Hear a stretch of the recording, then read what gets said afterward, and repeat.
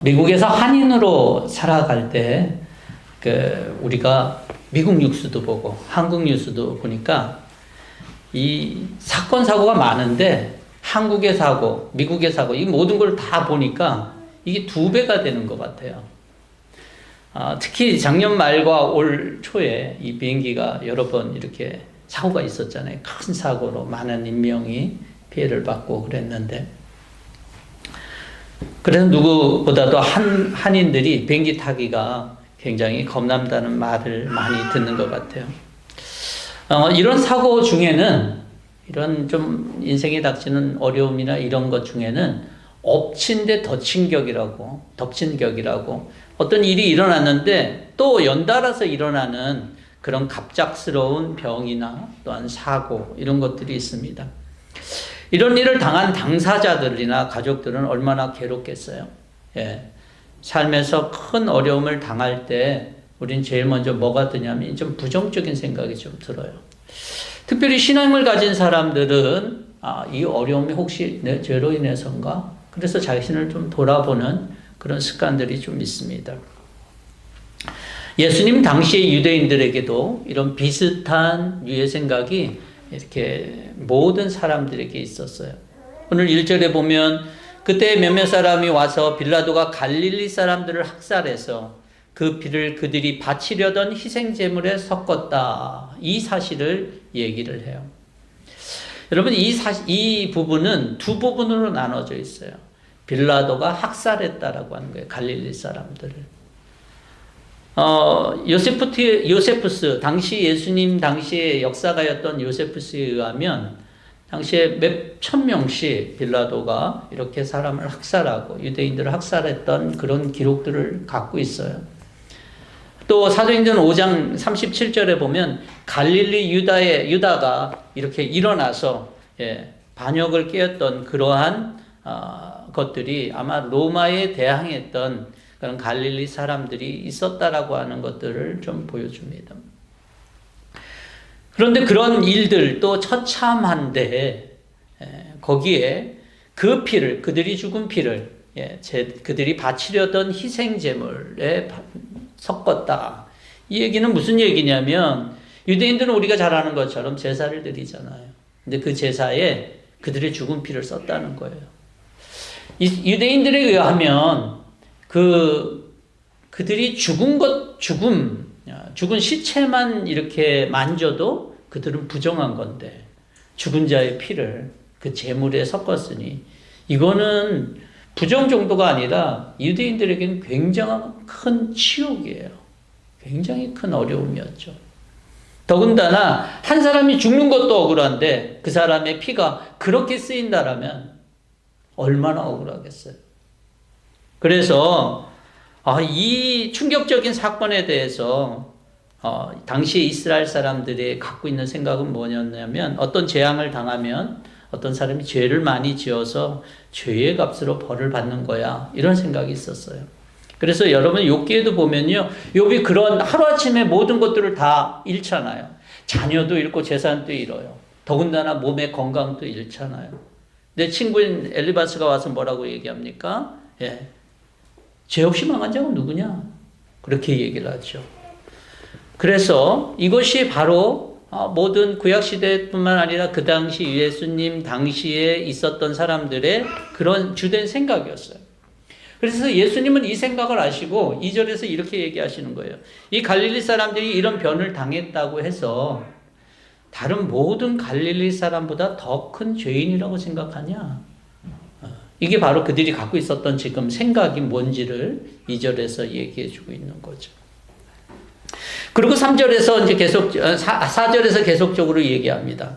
실로암에서 된 일을 얘기해요. 실로암에 있는 탑이 무너져서 18명이 죽게 되는 사건을 얘기해요. 갑작스럽게 탑이 무너졌겠죠. 탑이 무너지는데 뭐 예고를 하고 무너지지는 않았을 거 아니에요. 여러분 실로암 하면 뭐가 유명합니까? 눈먼 사람이 거기 가서 씻고 광명을 찾은 사건이죠. 그런데 이 요한복음 9장에 나오는 이 장소인 이 실로암은요, 그 당시에 뭐 이렇게 병자들이 모여서 그렇게 씻거나 또는 가까운 예루살렘에서 가깝거든요. 이 실로암이. 그 실로암 못에 가서 예배하기 전에 이렇게 씻으려고 하는 사람들이 있었기 때문에 사람들이 있었던 거예요. 연못에. 그래, 탑에 사람들이 있었고, 탑이 무너져서 탑 안에 있는 사람이 죽었는지, 탑이 무너져서 그 주변에 있는 사람이 죽었는지는 뭐 성경이 자세하게 얘기를 하지 않는데, 어쨌든 이 무너지는 사건이 있어서 18명이 죽었다는 거예요. 전도서 9장에는 이렇게 얘기합니다. 사람은 그런 때가 언제 자기에게 닥칠지 알지 못한다. 물고기가 잔인한 그물에 걸리고 새가 덫에 걸리는 것처럼 사람들도 갑자기 덮치는 악한 때를 피하지 못한다. 이렇게 갑작스럽게 일어나는 일들이 있다는 거예요. 야고보는 내일 일을 알지 못한다. 여러분, 내일일 뿐만 아니라 오늘 어떻게 될지 우리가 어떻게 합니까? 알지 못하죠. 그래서 뜻하지 않는 재앙을 당하게 되는 거예요. 이처럼 예수님 두 가지의 어려움을 얘기해요. 앞에 부분은 정말 그 첫 번째 것도 심각한데 거기에다 더 심각한 상태의 재앙 또는 사고 이렇게 당하는 것들도 있고 갑작스럽게 닥치는 그런 일들도 인생 가운데 어려움으로 우리 가운데 닥치는 부분들에 대해서 얘기를 해요. 근데 이 두 가지에 대해서 똑같이 예수님께서 답변을 하시거든요. 이게 죄가 더 많아서 그런 거냐? 아니다라고 하는 거죠. 갈릴리 사람들을 학살하고 제단에 그 피를 바른 것은 빌라도의 악함 때문이었고 실로암 망대가 무너진 것도 오늘날 여러분 부실공사가 얼마나 많이 있습니까? 예. 아마 부실공사일 확률이 크겠죠. 예. 오늘날 또 대부분의 사고 뒤에는 사람들의 부주의나 욕심이나 관리 소홀로 일어나는 경우가 많습니다. 예수님의 입장은 뭐냐면 우리가 다른 요한복음 9장에서 보면 소경된 사람에게 얘기를 하면서 소경된 사람이 누구의 죄입니까? 이게 선생님 이 사람이 소경으로 난 것이 누구의 죄입니까? 라고 묻죠. 그 사람의 죄입니까? 부모의 죄입니까? 그 당시에 있었던 사람들의 생각이고 오늘날도 우리가 많은 그런 불행한 일이 닥치면 우리에게나 또는 다른 사람들에게 대해서 갖는 생각 중에 하나일 거예요. 근데 예수님은 뭐라고 얘기하십니까? 이 사람의 죄도 아니고 그렇다고 그 부모의 죄도 아니라 하나님이 하신 일을 나타내고자 합니다 라고 얘기를 하고 있어요. 오히려 하나님이 하시는 일. 여러분 시편 73편에 보면요 1절과 2절 이렇게 얘기하고 있어요. 하나님은 마음이 정직한 사람과 마음이 정결한 사람에게 선을 베푸시는 분이건만 나는 그 확신을 잃고 넘어질 뻔했구나. 그 믿음을 버리고 미끄러질 뻔했구나. 얘기가 무슨 얘기예요? 자기가 정직하게 살았고 정결하게 살았는데 그래서 선을 베풀 줄 알았는데 하나님이 악을 우리의 삶 가운데 허락한다라고 하는 거예요. 하박국 선지자도 하나님 어떻게 우리 하나님의 선택된 백성에게 이런 일들이 일어날 수 있습니까? 이런 악이 어떻게 일어날 수 있습니까? 라고 얘기를 하죠. 심지어 예수님 당시에 꼭 집어서 예수님이 한 사람을 예수님이 사랑하는 자라고 표현한 본문이 있어요. 요한복음에 보면 11장에 보면은 여러분 나사로를 아시죠? 이 나사로는 예수님의 사랑을 받은 사람이라고 얘기를 하고 있어요. 근데 예수님을 사랑을 받았는데 이 나사로가 어떻게 됐습니까? 며칠 만에 그가 병들었다는 소식을 듣고 났는데 며칠 만에 죽었어요. 바로 죽었어요. 예.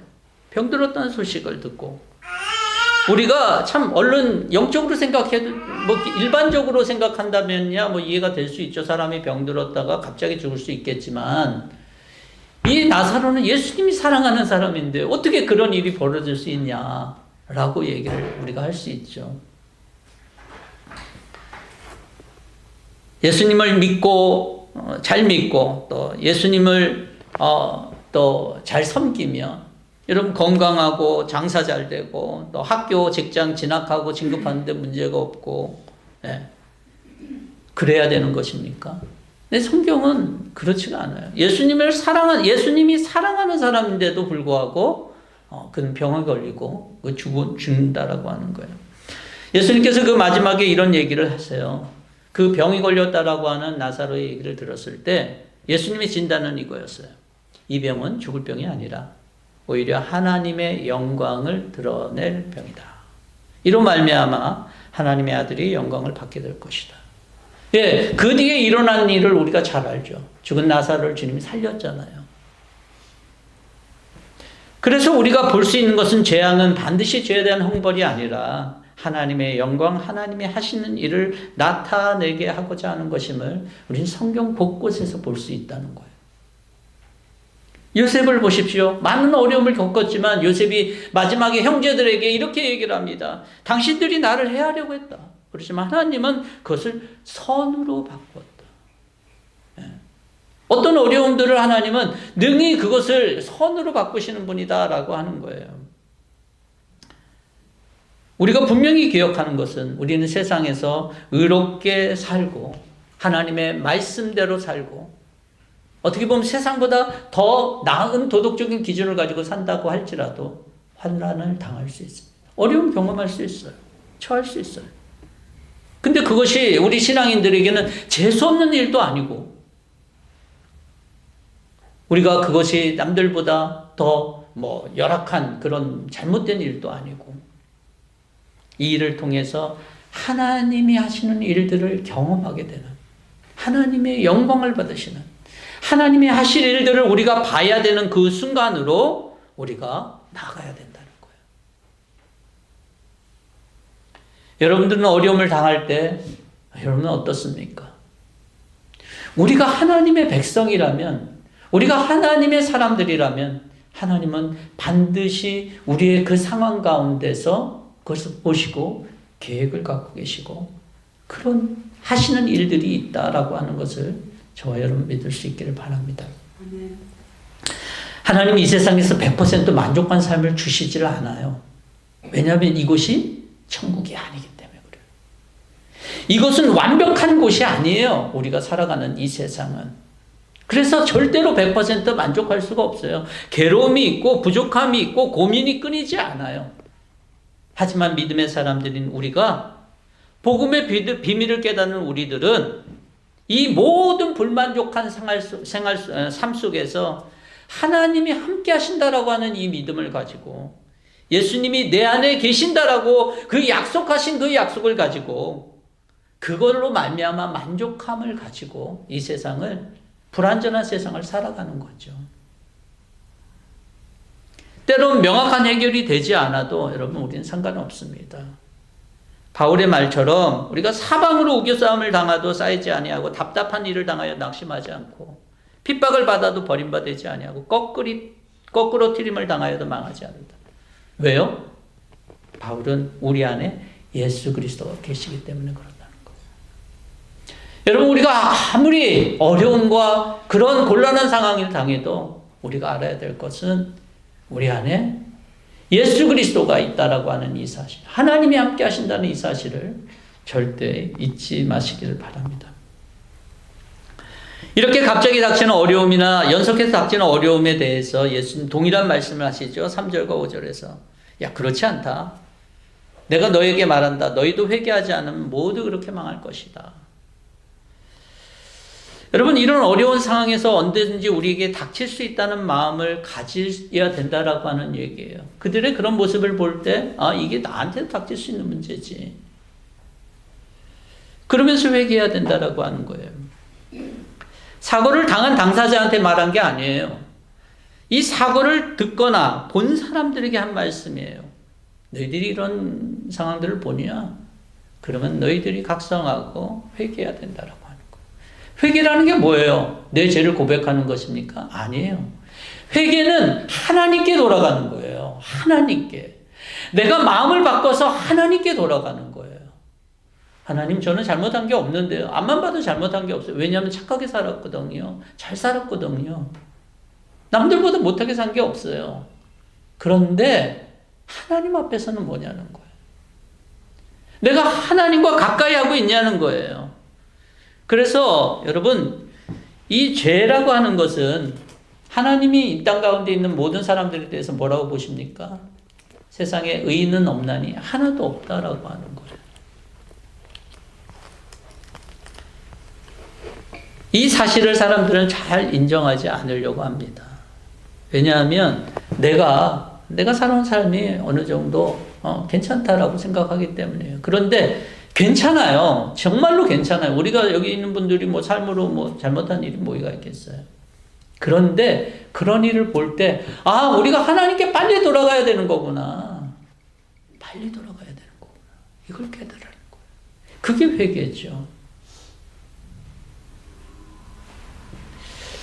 회개만이 멸망을 면할 수 있는 유일한 길이라고 성경은 얘기하고 있습니다. 우리가 회개하지 않으면, 다른 말로 하면 하나님 앞에 우리가 나가지 않는다라면 멸망할 수밖에 없다라고 하는 거예요. 만약 회개치 아니하면 모두가 그렇게 망할 것이다 라고 예수님께서 말씀하십니다. 우리는 정말 하나님 앞에서, 또는 하나님 앞에서라기보다도 사람 앞에서 정말 열심히 살고 올바르게 살고 깨끗하게 살고 그랬을 거예요. 그렇지만 하나님을 떠나 산다라면, 하나님과 상관없이 산다라면, 무엇보다도 이 땅에서 하나님의 뜻과 계획대로 살지 않는다라면 우린 그것을 회개하고 빨리 하나님 앞에 나아가야 될 거예요. 죄는요, 하나님 앞에, 하나님과의 관계에서 틀어진 문제지 행위에서 일어난 사건이 아니에요. 사람들은 생각을 자꾸 다르게 생각해요. 선악과를 따먹은 아담의 그 행위 때문에 그렇다고 생각해요. 아니에요. 아담이 이미 하나님과 같아지려고 하는 마음을 먼저 가졌던 거예요. 그것에서 난 뿌리가 행동인 거죠. 우리 마음속에 주님이 계신지 아닌지 우리가 늘 바라봐야 됩니다. 하나님 앞에 우리가 있고 하나님 앞에 가까이 있다 그러면 여러분 축복된 삶이에요. 절대로 여러분들의 삶을 멸망하지 않습니다. 예수님이 함께 한다면 절대 멸망하지 않아요. 그렇지만 우리가 그것을 떠났다라면 이런 여러 가지 어려움들을 볼 때 우리는 돌이키며 하나님 앞에 회개해야 될 거예요. 예수님께서 오시기 전에 말씀을 선포한 세례 요한도 메시지가 회개하라 천국이 가까웠다고, 예수님도 회개하라 천국이 가까웠다고, 또 베드로가 사도행전에서 선포할 때 회개하라고 하는 것이 제일 처음이었어요. 여러분 이상하지 않아요? 왜 회개를 예수님께서 이렇게 얘기를 할까? 제가 이 세상을 살아가면요, 어떤 잘못을 저지르잖아요. 그럼 누군가는 반드시 대가를 지불해야만 돼요. 예를 들어서 내가 누구에게 해를 끼쳤어요. 근데 그 사람이 나를 용서해줘도 내가 어느 정도는 그 해를 끼친 것에 대해서 좀 해야죠. 예를 들어서 그 사람이 용서해 줬다고 감사합니다 그리고 싹 돌아서면 여러분 되겠어요? 그렇지 않죠. 예. 대부분이 그럴 거예요. 내가 남한테 손을 끼치거나 남한테 잘못한 일이 있으면 그 상대방이 여러분 나한테 대해서 뭔가를 이렇게 정말 그 사람도 나를 생각해서 뭔가를 행하기를 원할 거예요. 대가를 지불해야 되면 대가를 지불하는 것도 있을 거예요. 근데 예수님은 좀 다르잖아요. 회개하래요, 회개. 하나님께 대해서 우리는 하는 게 없는데 회개하래요. 마음으로 회개하래요. 근데 이 회개가 쉽지 않아요. 예. 왜냐하면 이게 하나님이 말씀하시는 죄가 쉽게 보이지 않기 때문에 그래요. 그걸 인정하기가 어렵기 때문에 그래요. 그게 보이면 회개할 수 있겠죠. 이 세상에 있는 것처럼 잘못했던 것, 그것이 뚜렷하게 보이거나 그렇다고는 회개하기 쉬울 거예요. 근데 그 죄가 보이지 않아요. 그러니까 잘 회개가 안 돼요.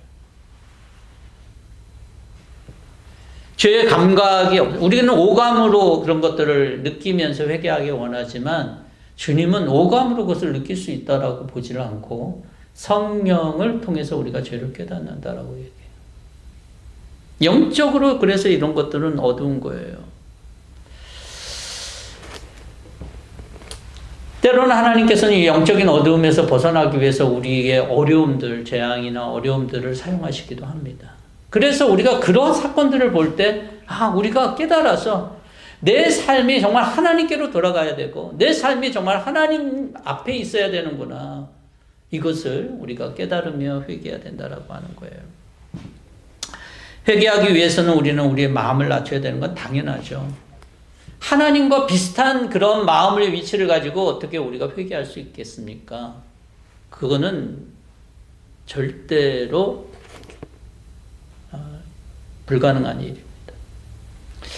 마음을 낮추고 하나님을 긍휼히 여길 때 새로운 길이 열리는데, 그렇다고 해서 우리가 뭐 마음을 낮추고 그래도 하나님이 안 해주신다라면 소용이 없잖아요. 우리 회개는 하나님이 용서를 해주셔야 되는 건데. 근데 놀랍게도 오늘 6절 이하에 이렇게 얘기를 하고 있어요. 무화과 나무의 비유를 예수님께서 말씀하시면서 어떤 사람이 자기 포도원에다가 무화과 나무를 심었는데 열매를 얻을까 왔는데 찾지 못했어요. 그런데 포도원 지기가 그에게 얘기합니다. 주인님 조금만 참아달라고. 근데 주인이 얘기를 하죠. 3년이나 내가 기다렸지 않았냐. 그럼 찍어버리는 게 맞다.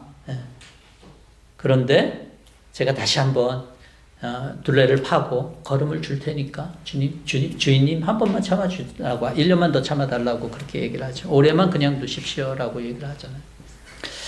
여기 포도원 지기는 바로 예수 그리스도예요. 저와 여러분들이 회개하면 소망이 있고, 저와 여러분들이 회개할 때 그게 역사할 수 있는 이유는 뭔지 아세요? 저와 여러분들이 회개할 수 있는 그런 마음 때문에 아니에요. 예수님 때문이에요. 우리가 회개할 수 있을 때까지 기다려서 다시 한번 열매가 없음에도 불구하고 그것을 둘레를 파고 걸음을 주고자 하는 예수님이 계시기 때문에 그래요. 우리의 중보자이신 예수 그리스도가 있기 때문에 그게 가능하다라고 하는 거예요. 여러분, 눈에 잘 보이지 않는 우리의 죄에 대해서, 죄에 대한 감각이 없는 우리들이지만 주님이 우리를 위해서 계속적으로 소망을 가지고 하신다라고 하는 이 사실을 여러분들이 꼭 아시고 믿을 수 있기를 바랍니다. 이것이 없다면 우리는 진짜 소망이 없어요. 이것이 없다면 세상 사람들이 말한 것처럼 우리의 재앙은 진짜 재수가 없는 거예요. 근데 그게 아니에요. 우리의 이런 삶에도 불구하고 예수님께서, 포도원지기이신 예수님께서 다시 한번 둘레를 파고 우리 주변에 있는 그런 흙을 부드럽게 하고 그러면서 또 걸음을 다시 주면서 정말 어떻게 보면 아무런 열매가 맺혀지지 않는 무화과 나무에게는 이게 과분한 일 아닐까요? 그런데도 예수님께서는 그렇게 하신다는 거예요. 저는 회개의 능력이 우리에게 있지 않다라고 분명히 믿습니다. 그렇지만 우리가 낮은 마음으로 회개의 마음을 가질 때 우리의 마음을 이끌어 주시고 우리의 마음속에서 역사하시는 분이 있습니다. 근데 그것조차도 안 한다는 거예요. 그것조차도. 이스라엘 백성들이 저 사람은 죄인이지, 어쩌면 재수가 없어서 그렇지 라고 하는 평가까지는 했는데 그 다음을 안 한 거예요. 나도 그럴 수 있는데 내가 하나님 앞에 더 나아가기 전에 이런 일을 당하면 큰일인데 하나님 앞에 나아가겠구나라고 하는 마음을 안 가졌다는 거예요. 나무에 대한 가능성이 있을까요? 3년 동안 포도원에 열매를 맺지 않은 이 무화과가 이 과수임에도 불구하고 전혀 열매를 맺지 않은 이 무화과가 가능성이 있을까요? 인간적으로 보면 가능성이 없죠. 근데 예수님이 보는 시각에서는 가능성이 있다는 거예요. 나와 여러분들을 향한 그런 가능성, 영적인 가능성이 과연 있을까요? 근데 예수님이 우리들에게 대해서 그 가능성을 갖고 바라보고 계신다는 거예요. 그래서 워킹을 한다는 거예요. 둘레를 파고 걸음을 주고.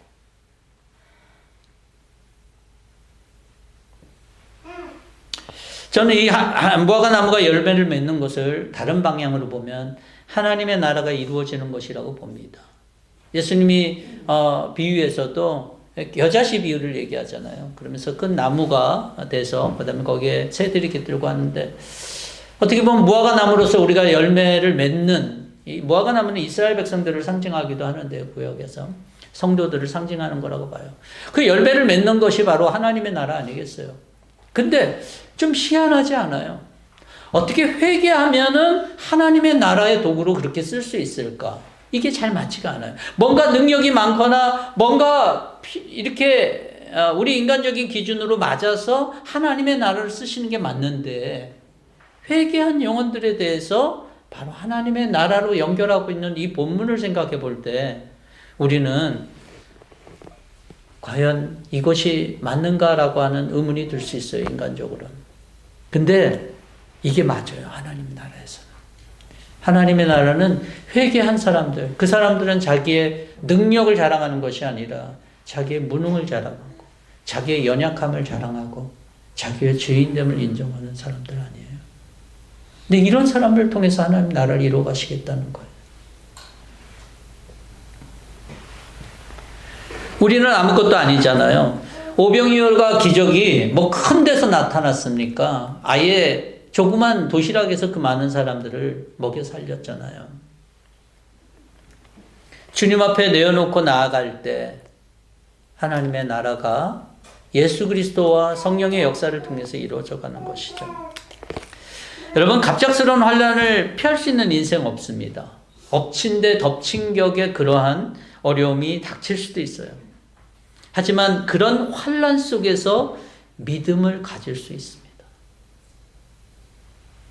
오히려 주님은 우리와 함께 하심으로 그 가운데 소망을 허락하시는 하나님이시잖아요. 주님은 그런 상황에서도 성도들이 주님을 향한 소망을 갖고 우리 자신들의 그런 모습들, 주변에서 있는 모습을 보고 하나님 앞에 더 가까이 나가지 못한 우리 자신들을 회개하고 주님 앞에 돌아가기를 원하는 것이죠. 회개는 그렇기 때문에 희망이고 소망의 시작이에요. 하나님 나라의 희망이고 소망의 시작이에요. 그래서 회개하라, 천국이 가까웠다라고 얘기를 하는 거예요. 오늘날 우리는 사단이 우리를 죄를 송사하잖아요. 너는 이래서 이것밖에 안 돼. 너는 이런 잘못을 했어. 우리 서로에 대해서도 또 그런 것들을 잘 이렇게 드러내고자 하는 사람들이 많아요. 그런데 예수님은 피 묻은 두 손으로 우리에게 이 십자가에서 내가 못 박혔고 이 손으로 내가 주님 앞에 덮어져 있는 용서받은 사람이라고 하는 것을 주님은 계속적으로 얘기합니다. 회개의 기회가 항상 오지는 않습니다. 주님 앞에 더 가까이 가려고 하는 이런 마음을 우리가 놓친다라면 우리는 늘 하나님 앞에서 가까이 가게 된다, 가까이 가려고 하는 마음을 놓칠 수가 있어요. 회개하는 때가 지나가면 회개할 수가 없는 때가 올 수도 있고 회개할 수 없다라면 그 사람은 결국 망한다라고 하는 거예요. 우리 인생 속에서 또 특별히 이렇게 우리가 사순절이나 이런 시간들 속에서 우리가 회개하고 하나님 앞에 더 가까이 나가는 마음으로 하나님과 함께하는 그런 시간들이 저와 여러분들 가운데 있기를 원합니다. 특별히 우리 앞에 하나님 앞에 바라볼 때 우리가 지나간 날에 죄가 있다라면 특히나 더 회개해야겠죠. 그리고 하나님의 은혜를 받아 여러분들의 삶에 하나님의 나라가 이루어지고 예수 그리스도의 그 열심으로 말미암아 우리가 열매 맺는 삶으로 주님께 영광 돌릴 수 있는 저와 여러분들의 삶이 될 수 있기를 주의 이름으로 축원합니다. 같이 함께 기도하겠습니다.